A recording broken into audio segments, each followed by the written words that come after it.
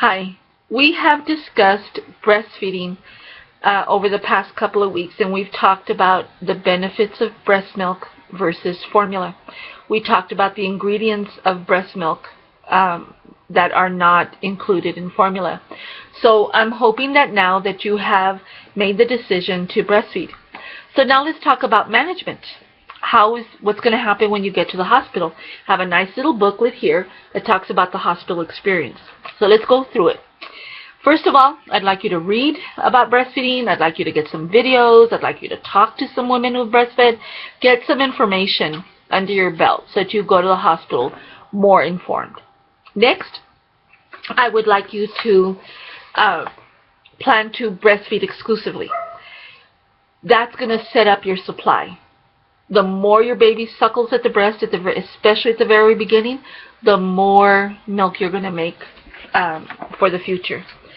So I would like you to limit the amount of visitors that you have. Maybe they could come and visit you when you're at home. They can bring you a casserole. They can come and help you do some household duties.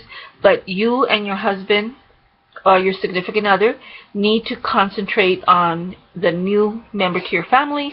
And so I would like for you to, we only have 24 to 48 hours with you in the hospital. And there's a lot to discover about your baby and learn about your baby. So that's why I asked for you to limit your visitors. Practice skin to skin. As soon as your baby's born, your baby will come to your chest.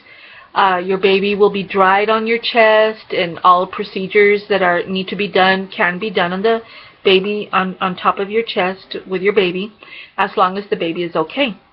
I would ask for you to put your baby skin to skin as much as possible, and dads, you can do that as well. Babies love skin to skin. It's a great way for the baby to transition from being inside of the womb to now being outside in this world. A gentle transition, skin to skin.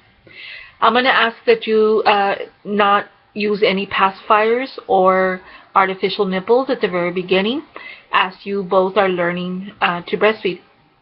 Once you've learned, you and your baby have learned how to breastfeed successfully, then a nipple or a pacifier should not interfere. But at the very beginning, when you're learning, I would ask that you just stick to one thing, and that would be breastfeeding. So the next I'm going to ask is that you feed as soon as possible. As soon as your baby's born, I would ask that you recognize those hunger cues that the baby's going to show you, which is sticking its tongue out like that, or they touch their hand and they start to root. And once you see those, before the baby starts crying, guide your baby to the breast. We talked about rooming in. Keep the baby in the room with you at all times. If the baby needs to leave, it needs to leave for a short period of time, but the majority of the time the baby should be with you in the room. Let's talk a little bit about colostrum, which is the first milk that all women make. It is clear to yellow. It's a very concentrated milk, and it is not a lot of volume, but it is very concentrated. So last time I talked to you about the ingredients of breast milk and how we have all these antivirals, antiparasitics, all of these, they're very concentrated in colostrum. So think of it as your baby's first vaccination.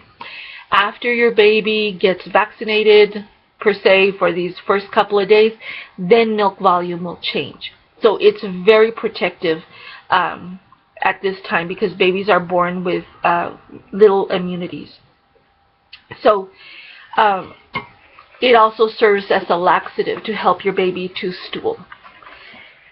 Next, some women will experience some uterine cramping when they breastfeed. The two main hormones of lactation are prolactin, which makes the milk, and oxytocin, that pushes the milk out. Some women will experience that cramping, and some women may not experience it. It has no effect on successful breastfeeding or not. It's just a little heads up, just in case you feel it. It's absolutely normal. Just shows that all the hormones are working and they're getting stimulated.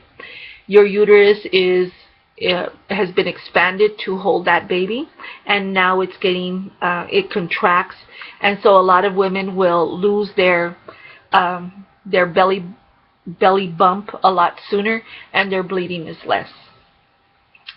So if your baby needs to be supplemented with anything, we can discuss. If it needs to be supplemented with formula or maybe with some breast milk, we can discuss alternative feeding methods where maybe we don't have to use a nipple. Okay?